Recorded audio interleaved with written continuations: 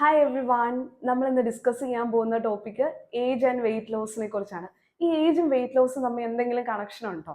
തീർച്ചയായിട്ടും കണക്ഷൻ ഉണ്ട്. അതായത് നമുക്കറിയാം, ഒരു 30 വയസ്സിന് മുമ്പ് ഈവൻ നമ്മുടെ ബോഡി വെയിറ്റ് ഒക്കെ കുറയ്ക്കാനായിട്ട് ട്രൈ ചെയ്ത് കഴിഞ്ഞാൽ അത് വളരെ ഈസി ആയിരിക്കും. അന്ന് ഒരു 30 വയസ്സിന് ശേഷം നമ്മൾ അന്നിട്ട എഫേർട്ട് ഇട്ട് കഴിഞ്ഞാൽ ഒരു രീതിയിലുള്ള ചേഞ്ചസ് നമ്മുടെ ബോഡിയിൽ കണ്ടെന്ന് വരത്തില്ല.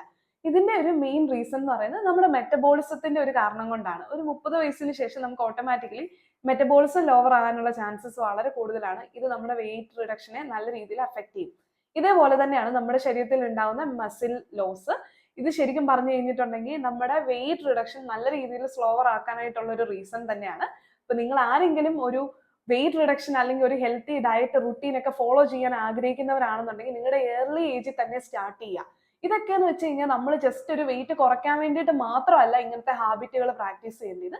നമ്മുടെ ലൈഫ് സ്റ്റൈലിൽ ത്രൂ ഔട്ട് ഫോളോ ചെയ്യേണ്ട കുറച്ച് ഗുഡ് ഹാബിറ്റുകൾ തന്നെയാണ്. നമ്മൾ ഡെയിലി ബേസിസിൽ ഓരോരോ കാര്യങ്ങൾ നമ്മുടെ ലൈഫിൽ ചെയ്യുന്നുണ്ടല്ലോ, അതേപോലെ തന്നെയാണ് നല്ല ഫുഡ് കഴിക്കുക, നന്നായിട്ട് എക്സസൈസ് ചെയ്യുക.